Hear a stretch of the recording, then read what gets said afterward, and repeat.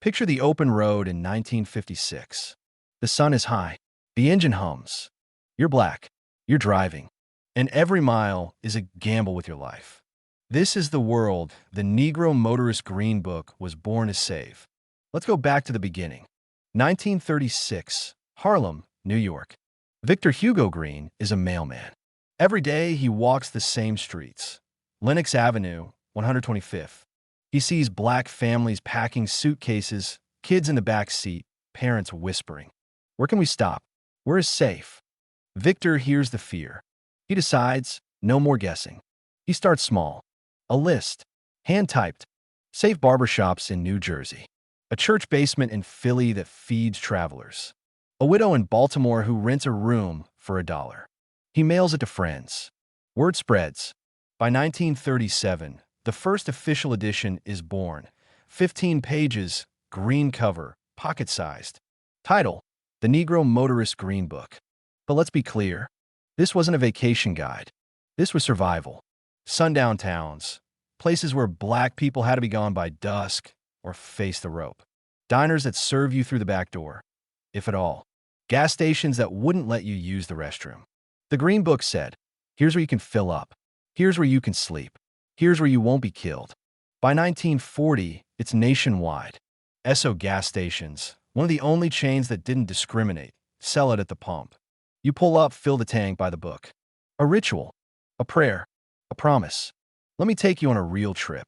Imagine the Johnson family. Dad at the wheel of a '53 Chevy. Mom in the passenger seat, Green Book open on her lap. 3 kids in the back, sandwiches wrapped in wax paper, a thermos of Kool-Aid. They're driving from Chicago to Los Angeles to visit Grandma. 2,000 miles. 40 hours. But the map isn't red lines and blue highways. It's green dots. Safe dots. First stop, St. Louis. The book lists the Coral Court Motel. Clean rooms. No questions. The kids swim in a pool, a luxury. Next, Tulsa. A private home on Greenwood Avenue. The hostess cooks fried chicken for strangers. Then Amarillo, a colored YMCA with cots. Finally, L.A., the Dunbar Hotel, where Duke Ellington stayed. They made it because of a book, but not everyone did. The book couldn't list every danger. In 1955, Emmett Till stops in Money, Mississippi, not in the book. He's murdered. The nation gasps. Victor Green adds more listings, more warnings, more hope. The book grows.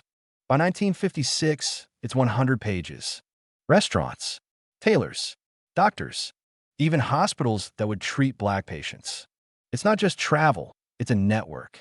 A black underground railroad on wheels. Now meet the unsung heroes. The contributors. Black postal workers. Travelers. Ministers. They mail Victor postcards. Add this diner in Mobile. They serve us at the counter. Warn about this town in Georgia. Patrol cars follow black cars after dark. Victor compiles. Prints. Ships. 15,000 copies a year. 25 cents each. Priceless. But here's the heartbreak. The Green Book only existed because America failed. It was a bandage on a gaping wound. Segregation wasn't just unfair, it was deadly. And the book was proof.